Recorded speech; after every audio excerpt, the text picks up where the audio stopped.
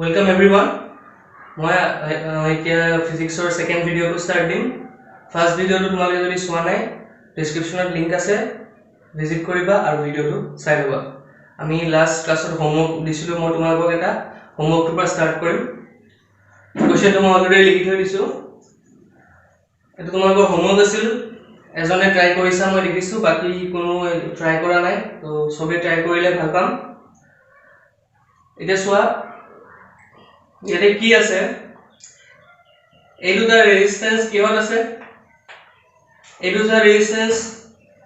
এ পয়েন্টৰ পৰা স্টাৰ্ট হৈছে আৰু এ পয়েন্ট ঠিক হৈছে, মানে ইহত দুটা কিহত আছে, সিৰিজত আছে। সিমিলাৰলি ইয়াতেও এই দুটা ৰেজিস্ট্যান্স সিৰিজত আছে। এই দুটা ৰোধক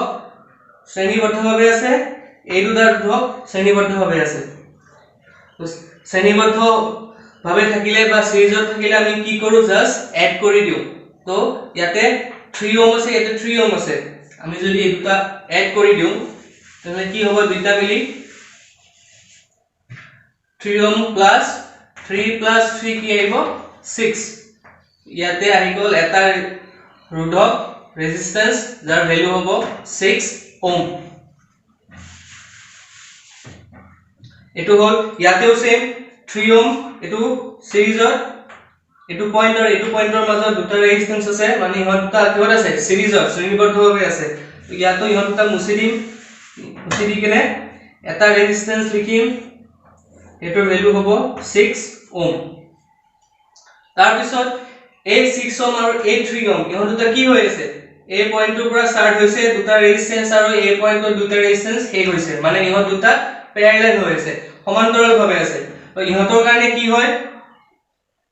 আমি কেনেকৈ ওলাব লাগিব, লাষ্ট ক্লাছত মই কৈছিলো এটো ডাইৰেক্ট ফৰ্মুলা হয়, যদি দুটা ৰেজিস্ট্যান্স থাকে, অকল দুটা ৰোধক থাকে আৰু ইহত দুটা কি হয়, প্যাৰালাল ভাৱে আছে, সমান্তৰালভাৱে আছে, তেনেহলে ফৰ্মুলা হৈছে এটো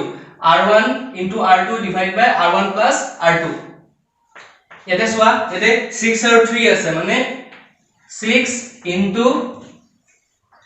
3 ডিভাইড বাই 6 + 3 কি আহিব, 6 * 3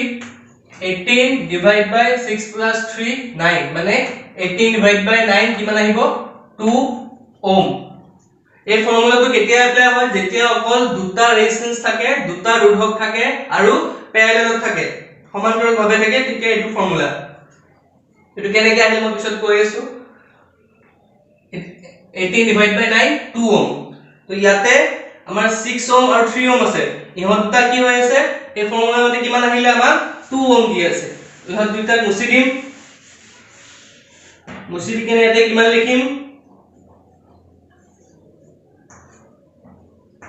2 ওহম। ইয়াতো একে হৈ আছে, এ পয়েন্টৰ পৰা স্টাৰ্ট হৈছে আৰু ইয়াতে শেষ হৈছে, এ পয়েন্টৰ পৰা স্টাৰ্ট হৈছে আৰু ইয়াতে শেষ হৈছে, মানে ইহত দুটা কি হৈ আছে, প্যাৰালাল হৈছে, সমান্তৰালভাৱে আছে। ইহত দুটাকো মুছি দিম, 3 আৰু 6 আছে সেম ভ্যালু, ইহত দুটাকো মুছি দিম, মুছি কেনে কি লিখিম, এটা ৰেজিস্ট্যান্স দিম, ভ্যালু হ'ব 2 ওহম। এতিয়া চোৱা, এই 2 ওহম এই 3 ওহম কিহত আছে, সিরিজত, এই 2 ওহম এই 3 ওহম কিহত আছে, সিরিজত। সো সিরিজত হলে কি লিখো, আমি জাস্ট 2 + 3। তো এটো মুছি দিম, মুছি কেনে ইয়াতে অকল কি লিখিম, এটা ৰেজিস্ট্যান্স যাৰ ভ্যালু 2 + 3 5 ওহম। ইয়াতো একে 2 + 3, এখিনি মুছি দিম,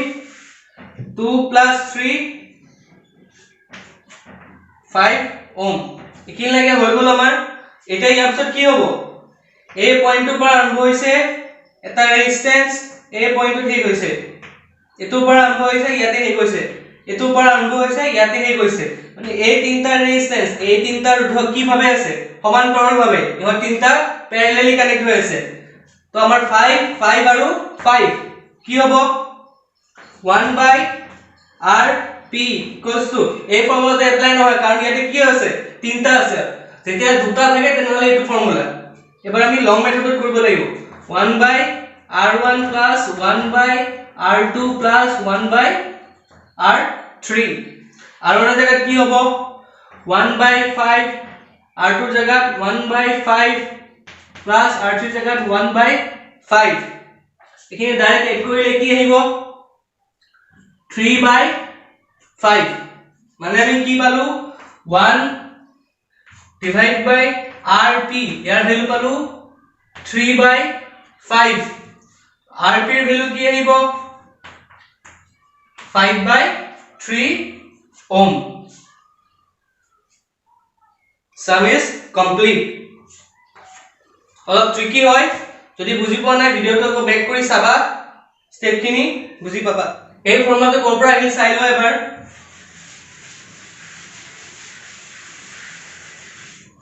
এটো ফৰ্মুলা দুটা ৰেজিস্ট্যান্স থাকিলে এই ফৰ্মুলাটো কোৰ পৰা আহে চাই লোৱা আমাৰ যদি দুটা ৰেজিস্ট্যান্স আছে 1/rp আমি কি লিখিম 1/r1 1/r2 ইয়াৰ পৰা আমি কি উলাম এলসিএম উলাম লসাগু উলাম নাম্বার কেটা না জানো তো লসাগু কি হ'ব r1 * r2 আৰু r1 এতে কি হ'ব r2 + r2 * r1 তো 1/rp = r2 + r1 / r1 * r2 ইয়াক ডাইরেক্ট যদি আমি rp লিখো কি আহিব r1 * r2 / r1 + r2 এটো ফর্মুলা বুজি পালা কোৰ পৰা আহিলে আৰু এটা ইম্পৰ্টেন্ট পইণ্ট আছে চাই লোৱা যেতিয়া আমাৰ ৰেজিস্ট্যান্স বিলাক প্যাৰালালি কানেক্ট হৈ থাকে সমান্তৰালভাৱে কানেক্ট হৈ থাকে তো সাপোজ আমাৰ তিনটা ৰেজিস্ট্যান্স দিয়া আছে r1 r2 r3 আৰু আমাক কৈছে যে r1 সবতকে সৰু তো r1 সবতকে সৰু তাৰ পিছত r2 তাৰ পিছত r3 তো তিনটা যদি ৰেজিস্ট্যান্স দিয়া আছে r1 r2 r3 আৰু সবতকে সৰু হৈছে r1 তাৰ পিছত আহিছে r2 তাৰ পিছত আহিছে r3 এতিয়া আমি যেটো rp ভ্যালু পাম সমান্তৰালভাৱে কানেক্ট হৈ থকাৰ পিছত তাৰ যেটো ৰিজাল্টেন্ট ৰেজিস্ট্যান্স আহিব rp হেতুৰ ভ্যালু কি হ'ব সদায় যে rp এৰ ভ্যালু সদায় লেস দেন r1 r1 কে সৰু হ'ব তিনটা ৰেজিস্ট্যান্স আছে r1 r2 r3 সবতকে সৰু হৈছে r1 তো rp এৰ ভ্যালু যেটো সবতকে সৰু ৰেজিস্ট্যান্স তাককেও সৰু হ'ব তোমালোকৰ কোৱেশ্চন এনেকে দিব পাৰে সাপোজ এনেকুৱা দিলে যে এটা 2 ওহম আছে এটা 5 ওহম আছে এটা 7 ওহম আছে সো বা কোনবা এটা নকলে সাপোজ 2 ওহম কলে আৰু 7 ওহম কলে তাৰ পিছত ক'ব যে rp এৰ ভ্যালু কিমান হ'ব পাৰে বা r2 এৰ ভ্যালু কিমান হ'ব পাৰে বা rp এৰ ভ্যালু কিমান হ'ব পাৰে তো কি হ'ব rp এর ভ্যালু যদি খুদে সাপোজ rp এর ভ্যালু অপশনত দিব 3 ওহম এটা দিব 9 ওহম এটা দিব 1 ওহম এটা দিব 4 ওহম তো 3 ওহম হ'ব পাৰিব নেকি সবতকে সৰুটো হৈছে 2 ওহম আৰু ডাঙৰটো হৈছে 7 ওহম তাৰ মাজত যিকোনো ভ্যালু হ'ব নোৱাৰে তো 3 ক'ত পৰে ইয়াৰ মাজত পৰে তো 3 ওহম নহয় 9 ওহম হ'ব পাৰিব নেকি যেটো সবতকে ডাঙৰ তাতকেও বেছি ভ্যালু এটো নহয় 1 ওহম 1 ওহম ক'ত আহিব r1 কিমান আছিল 2 ওহম তো 1 ওহম r1 কে কম তো 1 ওহম হ'ব পাৰিব 4 ওহম ক'ত পৰিব মাজত তো মাজত পৰিলে 2 কে ডাঙৰ হৈ যাব তো 4 ওহম নহয় তো ফাইনাল আনসার কোনটো হ'ল rp এর ভ্যালু 1 ওহম এটো হ'ব পাৰে এনেকা অপচন দিব পাৰে যে 1 ওহম হ'ব পাৰে ডাইৰেক্ট আনসার কি হয় নাজানে জাস্ট এনেকা অপচন দি খুদিব যে কোনটো হ'ব পাৰে এইটো বস্তু মনত ৰাখিলে হ'ল কিন্তু rp আছে এটো সবতকে সৰু হ'ব তাৰ পিছত ৰেজিস্ট্যান্স বিলাক আৰম্ভ হ'ব সৰুৰ পৰা ডাঙৰলৈ আমাৰ নেক্সট টপিক হৈছে হিটিং ইফেক্ট অফ কাৰেন্ট এটা অলপ থিওৰি আছে আৰু সামু দিব পাৰে ইয়াক অসমীয়াত কয় বিদ্যুৎ প্ৰবাহৰ তাপীয় ক্ৰিয়া তো কি হয় তোমালোকে দেখিছা যেতিয়া আমাৰ ফেন বা ফেনখন চলে তাৰ পিছত ফেনখন চলাৰ আগত তাৰ ভিতৰৰ যেটো কইল হয় কইলটো গৰম হয় বা আমাৰ যেতিয়া বাল্ব এটা জ্বলে বাল্বটো পোহৰটো দিয়াৰ লগতে বাল্বটো গৰম হয় তো সেই যেটো বাল্বটো গৰম হয় কিহৰ কাৰণে হয় এটো কাৰেন্টৰ কাৰণে হয় বিদ্যুতৰ কাৰণে হয় তাৰ পৰা আমি কি পাম তোমালোকৰ যেবিলাক ইলেক্ট্ৰিক হিটাৰ আছে যেবিলাক তোমালোকে ঘৰত ইউজ কৰা ইলেক্ট্ৰিক হিটাৰ বা ইলেক্ট্ৰিক আইৰন বিলাক ইউজ কৰা তাৰ ভিতৰত এই থিওৰিটো ইউজ হয় হিটিং ইফেক্ট অফ কাৰেন্ট তো কাৰেন্টৰ থ্ৰু দি বস্তুটো গৰম হয় আৰু সেই গৰমতে আমি ইউজ কৰো তো এবিলাক বস্তু আমি চাবলৈ গৈ কোড ইউজ হয় আৰু তাৰ ফৰ্মুলা কি এখিনি বস্তু চাব লাগিব মই ইলেক্ট্ৰিক পাৱাৰ ফৰ্মুলা কেটা দিছিলো বৈদ্যুতিক ক্ষমতাৰ ফৰ্মুলা কেটা কি আছিল P = V * I আৰু নহলে P equals to I square R আৰু নহলে P equals to V square by R একেটা কিহৰ ফৰ্মুলা আছিল ইলেক্ট্ৰিক পাৱাৰ বৈদ্যুতিক ক্ষমতা তাৰ পৰা আমি ইয়াৰ কাৰণে P equals to I square R এই ফৰ্মুলা ইউজ কৰিম এটা সোৱা তোমালকে আমি এতিয়া উলাব লাগে কি কিমান তাপ সৃষ্টি হৈছে হিট কিমান প্ৰডিউস হৈছে যেতিয়া আমি কারেন্ট ইউজ করি কি যিকোনো এটা ফ্যান বা বাল্ব আমি চলাও তে কিমান তাপ প্ৰডিউস হয় কিমান তাপ সৃষ্টি হৈছে কিমান হিট প্ৰডিউস হৈছে তাৰ কাৰণে আমাৰ ফৰ্মুলা হল হিটৰ কাৰণে হিট তাপ বা আমাৰ শক্তি এনাৰ্জি দুইটাৰ কাৰণে ফৰ্মুলা একে তো মই কল হিট বুলি লিখিছো এটো সেম ফৰ্মুলা কিহৰ কাৰণে এনাৰ্জিৰ কাৰণে মানে তাপ বা বৈদ্যুতিক এনাৰ্জি বৈদ্যুতিক শক্তি বা ইলেক্ট্ৰিক এনাৰ্জি বা তাপ ইহঁতৰ দুইটাৰ সেম ফৰ্মুলা কি হ'ব পাৱাৰ ইনটু টাইম ক্ষমতা ইনটু সময় কিমান সময়ত আমি যে কম বাল্ব বিলাক 20 ওয়াটৰ 50 ওয়াটৰ এনেকুৱা থাকে নহয় বেলেগ বেলেগ তো হেতু আহিব পাৱাৰ আৰু কিমান টাইমলে আমি বাল্বটো জ্বলাই থৈছো সেই দুটা ইনটু কৰিলে আমি কি পাম হিট পাম কিমান হিট ওলাইছে বা কিমান এনাৰ্জি সৃষ্টি হৈছে তো ইয়াতে তাৰ পৰা p ৰ জায়গাত কি আহিব I স্কয়াৰ r মানে I square r into t আৰু ইকুৱেল কৰিলে কি আহিব হিট অকল হিট বুলি লিখিছো হিট এনাৰ্জি সেম বস্তু হয় এনাৰ্জি বুলি কলো এটো ফৰ্মুলা হিট বুলি কলো এটো formula heat equals to I square r t এটো আমাৰ ফৰ্মুলা হল কিহৰ কাৰণে তাপৰ কাৰণে হিটৰ কাৰণে I স্কয়াৰ r t এটো ফৰ্মুলা এতিয়া সোৱা ইয়াৰ পৰা কি পালো আমি ইয়াৰ পৰা কি পাম যে heat is directly proportional to কি I স্কয়াৰ কিহৰ সমানুপাতিক I স্কয়াৰৰ heat is directly proportional to I square direct formula পৰা আহি আছে heat is directly proportional to resistance যোনটো বাল্ব বা যোনটো ফ্যানৰ হিট সৃষ্টি হৈ আছে তাৰ যিমান ৰেজিস্ট্যান্স হ'ব তাৰ যিমান নোধক হ'ব সেই মতে হিট কম বা বেছি হ'ব তো হিট is directly proportional সমানুপাতিক কিহৰ ৰেজিস্ট্যান্সৰ আৰু নেক্সট পইণ্ট কি heat is directly proportional to time যিমান টাইমৰ কাৰণে চলাই থৈছো কিমান গৰম হ'ব heat is directly proportional to t এই তিনটা ফৰ্মুলা কয় জুলস ল অফ হিটিং অসমীয়াত কয় তাপীয় ক্ৰিয়াৰ জুলৰ সূত্ৰ তাপীয় ক্ৰিয়াৰ জুলৰ সূত্ৰ এই তিনটা জুলে দিছিলে আৰু ইংলিছত কয় joules law of heating formula পালো হিটৰ কাৰণে P into T এটা এটো মেইন ফৰ্মুলা তাৰ পৰা আমি কি লিখিম I স্কয়াৰ R T আৰু এনাৰ্জি কাৰণে শক্তিৰ কাৰণে বৈদ্যুতিক শক্তিৰ কাৰণে ইলেক্ট্ৰিক এনাৰ্জিৰ কাৰণেও same formula P into T আৰু যত কৰবা যদি দৰকাৰ হয় এই ফৰ্মুলা ইউজ কৰিলে হল দৰকাৰ নহলে নালাগে I স্কয়াৰ R T এই দুইটা ফৰ্মুলা হিট আৰু এনাৰ্জিৰ কাৰণে সেম হয় হিটৰ ইউনিট কি হয় একক কি হয় তাপ আৰু শক্তিৰ একক হৈছে জুল তাপ আৰু শক্তি দুইটাৰ একক হৈছে জুল তো P into T কৰিলে বা I স্কয়াৰ R T কৰিলে আমি যেটো आंसर পাম হেতু কিহত আহিব জুলত আমি এটা সাম এটা ট্রাই কৰিম তোমালোকে স্ক্ৰিনত কোৱেশ্চনটো পাই যাবা ইংলিশ আৰু অসমীয়া মিডিয়াম দুইটাৰ কাৰণে কোৱেশ্চন মই পঢ়ি দি আছো 100 joule of heat is produced each second in a 4 ohm resistance find the potential difference across the resistor এইবোৰ কাৰণে শুনি লোৱা 4 ohmৰ ৰোধক এটা প্ৰতি সেকেন্ডত উৎপন্ন হোৱা তাপ 100 জুল ৰোধকটোৰ দুই মূৰৰ মাজৰ বিভৱে উলিওৱা তোমাক কি দিয়া আছে হিট বা তাপ কিমান দিয়া আছে 100 জুল ৰেজিস্ট্যান্স দিয়া আছে 4 ওহম টাইম দিয়া আছে each second প্ৰতি সেকেন্ড মানে 1 সেকেন্ড আৰু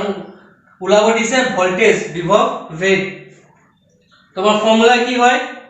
হিটৰ কাৰণে ফৰ্মুলা কি আছিল H = I square R T I square R T ইয়াতে আমাক কি দিয়া আছে হিট দিয়া আছে 100 I স্কয়াৰ দিয়া নাই I স্কয়াৰ R কিমান দিয়া আছে 4 টাইম কিমান দিয়া আছে 1 ইয়াৰ পৰা আমি I স্কয়াৰৰ ভ্যালু কিমান পাম 100 divided by 4 মানে 25 I square value 25 তো I value কিমান হ'ব root over 25 ইয়াৰ value আহিব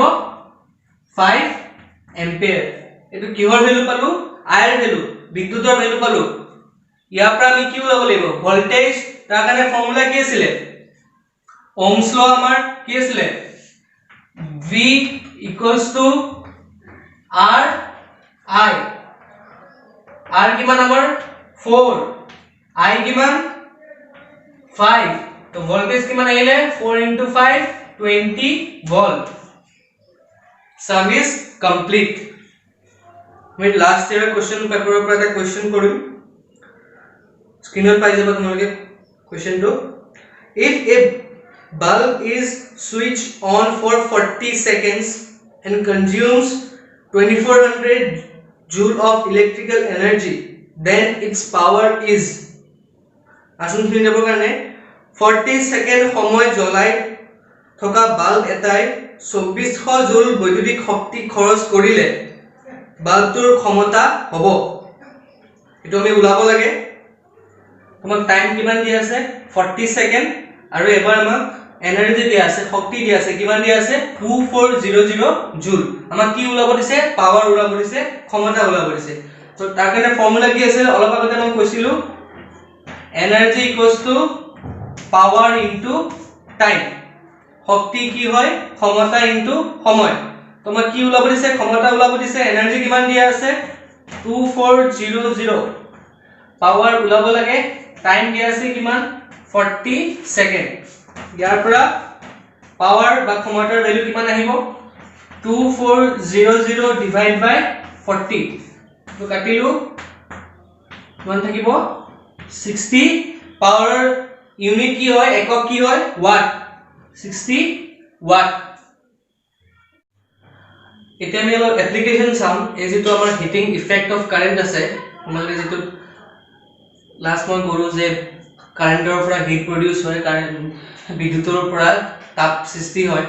তাৰ কি কি এপ্লিকেশন কোড কোড আমি ইউজ কৰো এটো বস্তু তো নাম্বাৰ 1 আছে আমাৰ কি ইলেকট্ৰিক হিটাৰ বা ইলেকট্ৰিক ওভেন নহলে ইলেকট্ৰিক আয়ৰন বৈদ্যুতিক হিটাৰ বৈদ্যুতিক ওভেন আৰু বৈদ্যুতিক ইস্ত্ৰি এবিলাকত আমাৰ এই heating effect of current to use হয় কেনেকৈ ইউজ হয় ভিতৰত এটা কইল থাকে সেই কইলডাল কাৰেন্ট বা বিদ্যুৎ আমি যেতিয়া দিও যেটো গৰম হয় আৰু বহুত বেছি গৰম হৈ যায় সেই গৰমটো আমি বেলেগ কামত ইউজ কৰিব পাৰো তাৰ ভিতৰত যেডাল কইল থাকে সেই কইলডাল কিহেৰে বনোৱা হয় এটা এলয় হয় সংকৰ ধাতু বুলি যেটো কয় এলয় হয় এলয়টোৰ নাম হৈছে নিক্ৰম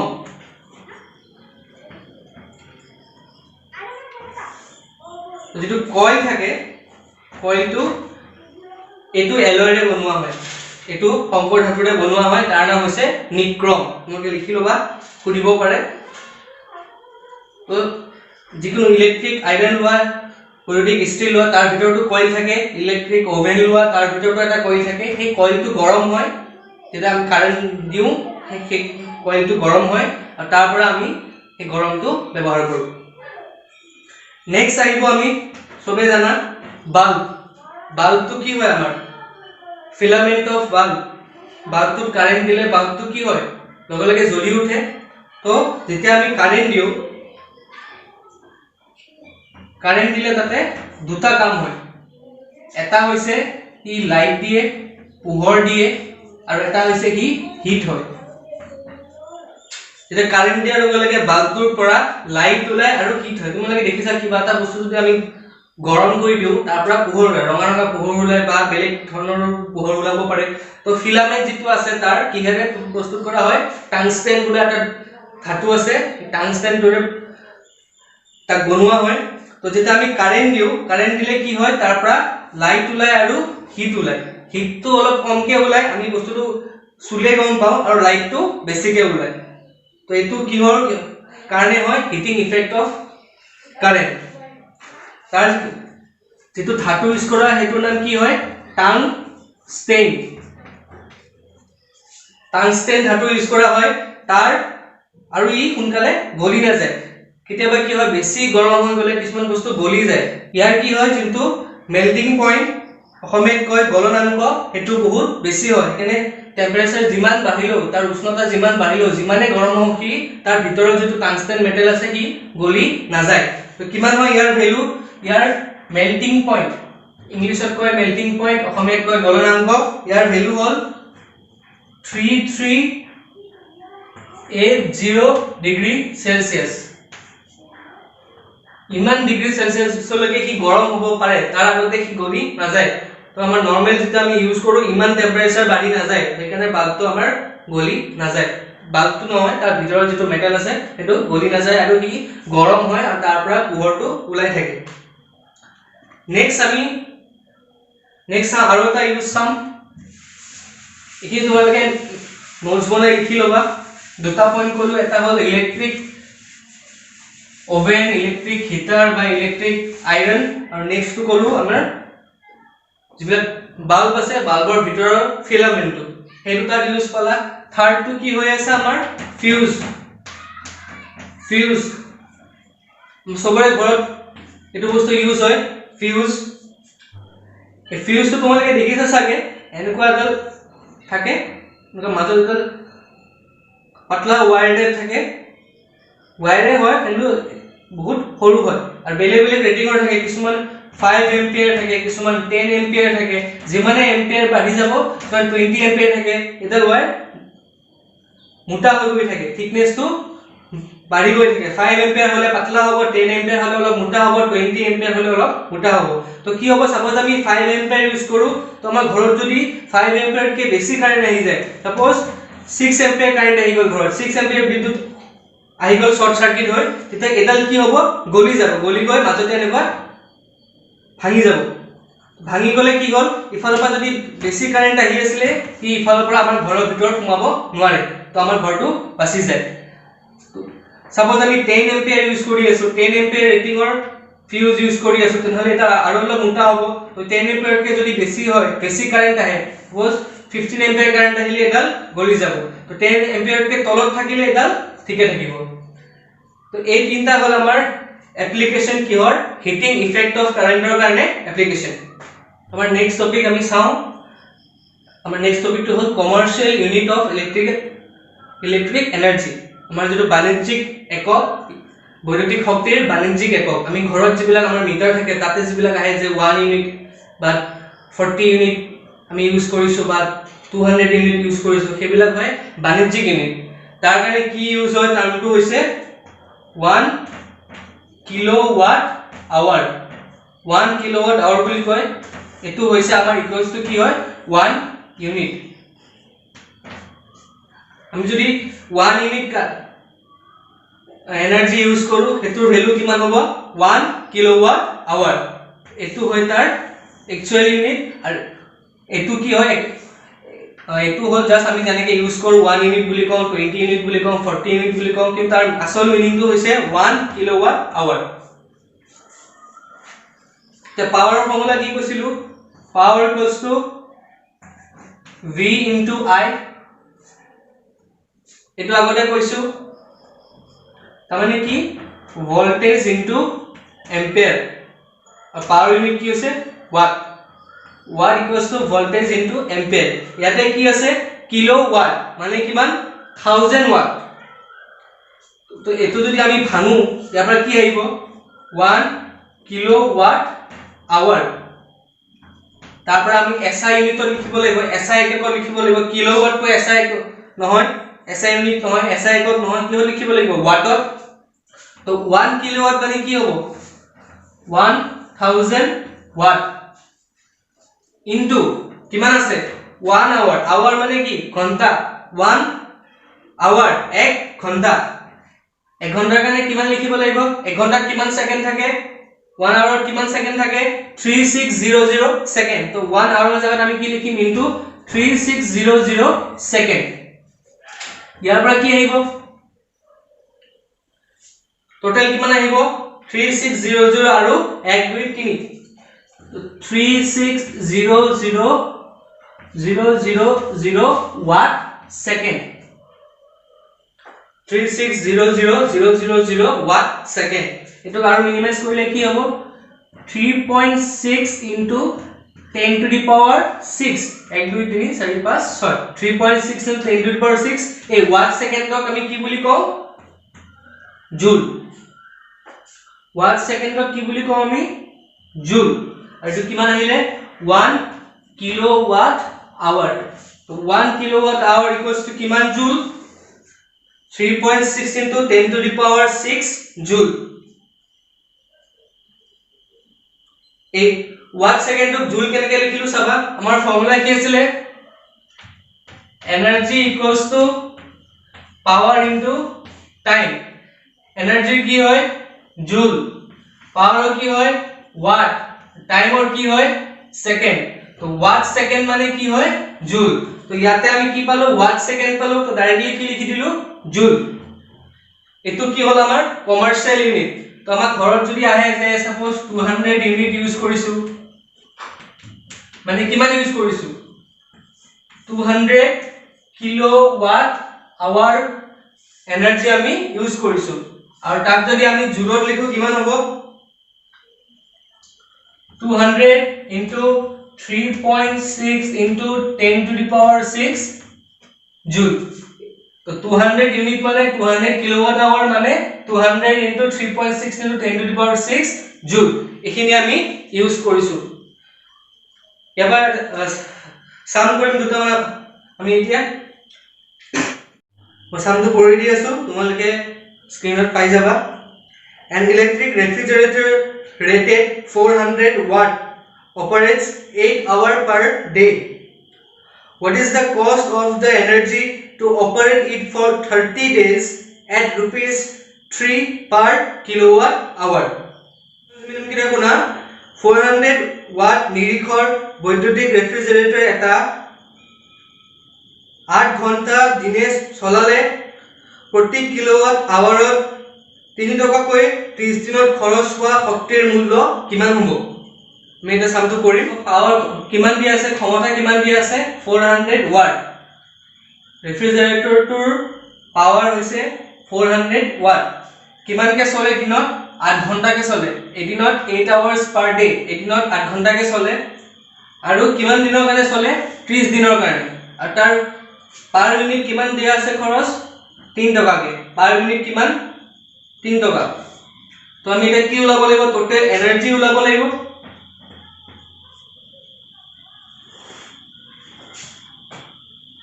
एनर्जी फॉर्मूला কি আছিল পাওয়াৰ ইনটু টি পাওয়াৰ কিমান দিয়া আছে 400 ওয়াট ইনটু ইয়াৰ যেটো रुपीस 3 পাৰ ইউনিট দিয়া আছে এটো কি হয় কিলোৱাট আৱাৰ তো এখিনি আমি যেতিয়া কৰিম লাষ্টত আমি আনসাৰটো কিলোৱাট আৱাৰ উলাব লাগিব তেতিয়া আমি তাৰ পাৰ ইউনিট খৰচ 3 টকাকে উলাব পাৰিম 400 watt into time কিমান দি আছে 8 hour per day মানে 8 hour per day আৰু কিমান দিন হলে 30 দিন হলে তো কিমান আহিব 96,000 watt ইমান ওয়াট আহিছে আমাৰ আৱাৰ কাৰণ ইয়াতে এটা আৱাৰ আছে 8 hour 8 hour per day और याता था डे আসলে তো ডে ডে ক্যান্সেল করব আওয়ার তো থাকি গল ইফালে ওয়াট থাকি গল তো 96000 ওয়াট আওয়ার এটা ওয়াট আওয়ার তো আমার নাই তো আমি আর কি করব লাগিব কিলোওয়াটত দিব লাগিব তো কিলোওয়াটত নিলে কিমান হ'ব 96000 ডিভাইড বাই 1000 কিমান আহিব 96 এটোটা গল এই তিনটা গল 96 কি আহিব এবাৰ কিলোৱাট আৱাৰ প্ৰথমতে 400 watt into 8 hour per day into 30 day তো ডে পৰা ডে টু ক্যান্সেল যাব আৱাৰো থাকিলে ইফালে ওয়াট থাকিলে তো 400 into 8 into 30 এখিনি কৰিলে আহিব 96000 watt hour কিলোৱাট নহয় watt hour কাৰণ ইয়াতে আমাৰ watt আছে ইয়াতে hour আছে watt দিব কাৰণে কি কৰিব লাগিব 1000 দি ডিভাইড কৰিব লাগিব তেতিয়া আমি কি পাম কিলোৱাট hour 96 কিলোৱাট hour আৰু ইয়াতে কি লিখা আছে পাৰ কিলোৱাট hour আমাৰ ভ্যালু কিমান 3 টকা তো আমাৰ টোটাল খৰচ কিমান হ'ব টোটাল কষ্ট কিমান হ'ব 96 into 3 rupees 96 into 3 কিমান আহিব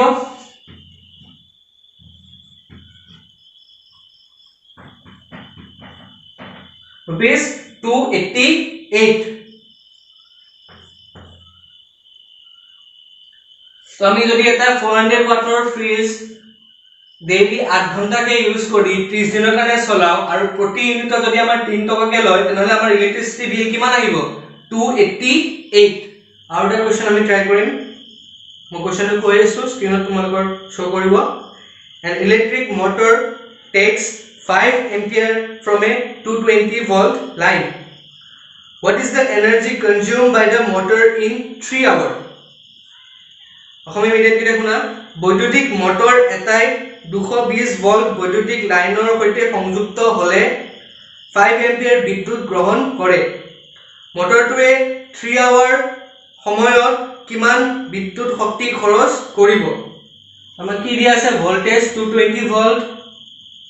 মানে বিভব বেগ 220 ভোল্ট কারেন্ট বিদ্যুতৰ ভ্যালু কিমান দিয়া আছে 5 এম্পিয়াৰ আৰু টাইম কিমান দিয়া আছে 3 আৱাৰ 3 ঘণ্টা কি হ'ব এতিয়া কি ওলাব দিছে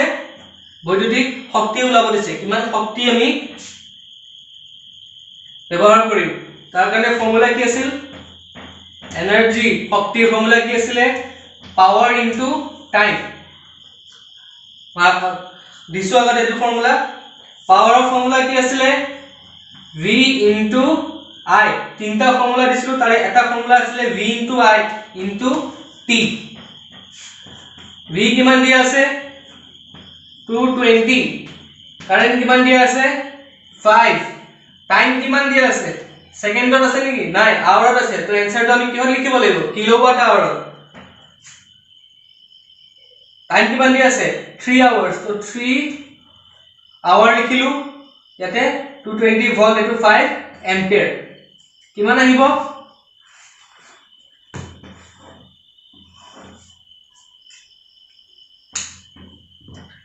1100 watt কাৰণ কি কৰি আছো ভোল্টেজ ইনটু এম্পিয়াৰ মানে পাৱাৰ 1100 watt ইনটু 3 আৱাৰ এনি কিমান আহিব 3300 watt hour এটো কি হল এনাৰ্জি কিন্তু এতিয়া আমাৰ এটো কি হল লিখিব লাগিব কিলোৱাট আৱাৰত কি কৰিম 1000 দি ডিভাইড কি আহিব 3.3 কিলোৱাট আৱাৰ এটো আমাৰ ফাইনাল আনসাৰ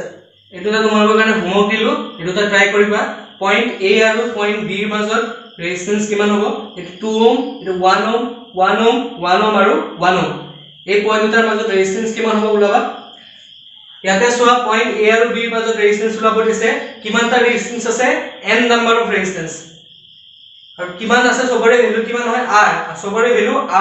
r ওহম এনেকৈ কিমান নাম্বাৰ আছে n ৰেজিস্ট্যান্স আছে ইহঁতৰ কাৰণে